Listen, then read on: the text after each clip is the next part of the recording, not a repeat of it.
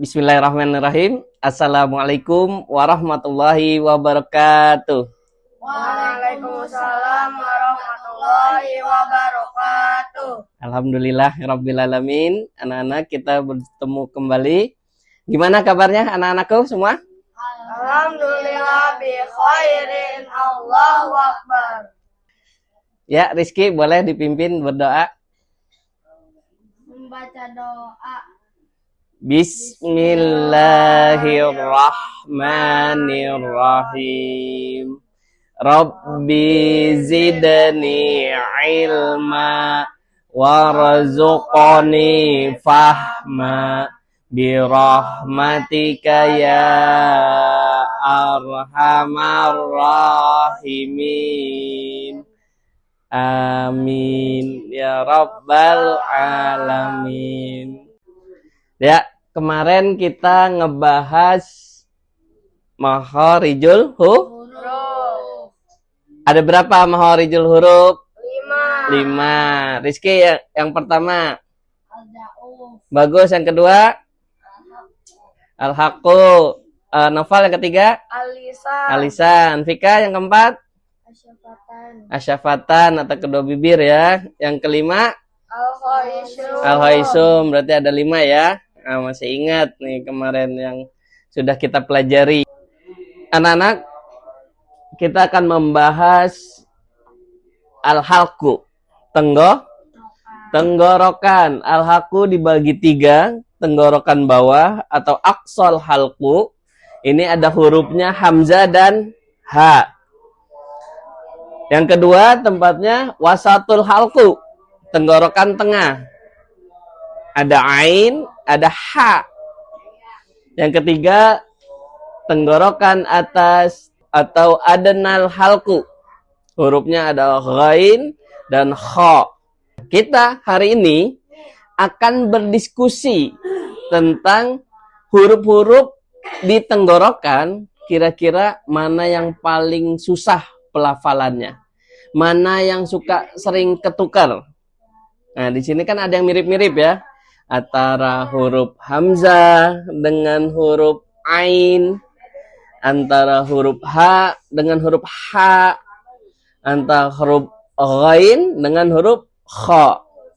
Gitu ya. Kita hari ini akan berdiskusi berkenaan dengan huruf-huruf yang ada di tenggorokan atau al-halqu. Nah, kalian diskusikan kelompok Abu Bakar dan kelompok Umar, diskusikan mana di antara tempat tenggorokan ini yang pelafalannya bagi kalian itu yang paling susah dilafazkan. Itu ya. Silakan dibagi kelompoknya. Rizky sama Fika di kelompok Abu Bakar, Bagus dan Noval di kelompok Umar. Nah, sekarang kalian diskusikan dengan teman kelompok kalian di huruf al-halqu ini.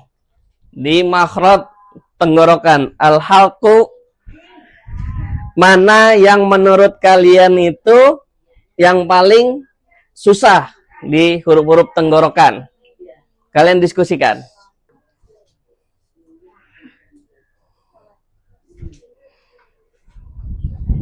Tadi udah berdiskusi kan?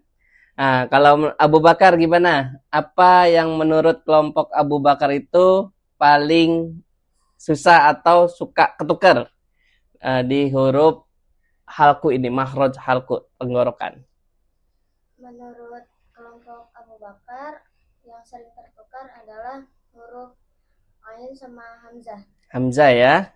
Kenapa tadi kan diskusinya huruf hamzah dan huruf ain susah dilafalkan atau sering ketukar antara dua huruf ini? Karena hamzah dibaca a dan ain agak ditekan sedikit. Agak ditekan sedikit ya. Yang kemarin pembahasan kita akan bahaya kalau nanti sering ketukar. Nanti kita akan bahas. Kalau dari Umar, kelompok Umar, gimana? Apa yang paling susah? Menurut kelompok Umar, yang sering tertukar adalah huruf ha sama ha. Ha sama ha. Itu sering ketukar. Kenapa kira-kira? Umar, gimana? Karena huruf H agak ditekan sedikit. H didekat sedikit ya. Jadi kalau menurut Umar yang sering ketukar ini huruf H dan huruf H. Ini kayaknya dua kelompok nitik beratkan masalah pada aksal halku dan wasatul halku ya. Tenggorokan bawah dan tenggorokan bagian tengah. Nah, ini titik beratnya nih. Bagi kita di lidah orang Indonesia, huruf Ain dan huruf H tidak ada di dalam padanan bahasa kita, bahasa sehari-hari. Atau bahasa Indonesia itu tidak ada. Wasatul lisan atau tenggorokan tengah itu yang agak perlu mengeluarkan energi, perlu penekanan, ya. Perlu apa, Noval? Penekanan, benar. Kuncinya adalah pembiasaan. Bisa karena terbiasa. Oke, lihat ke sini. Ini kelompok Umar di huruf H kecil. Ini kelompok Abu Bakar.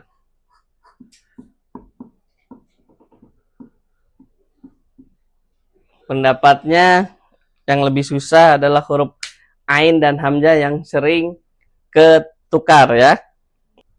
Alhamdulillahi Rabbil Alamin. Nah, ini sering ketukar dengan huruf H.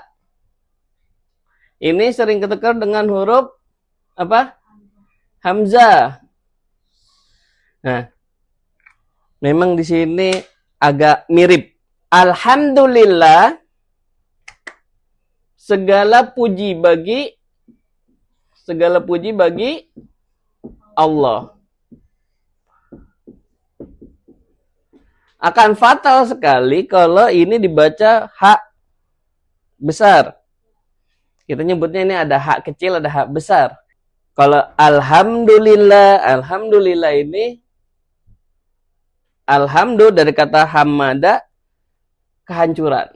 Segala kehancuran. Kalau kita ketukar makhrajnya yang harusnya di wasatul halqu atau tenggorokan tengah, kemudian tertukar dengan huruf H, artinya juga bisa berubah. Yang harusnya kita memuji Allah, malah di sini kita nauzubillah malah melaknat. Nah, ini perlu perhatian. Karena beda makhraj, beda pelafalan akan bisa merubah arti. Nah, begitu juga tadi kelompok Abu Bakar yang menganggap huruf Hamzah dan huruf Ain itu susah atau sering tertukar.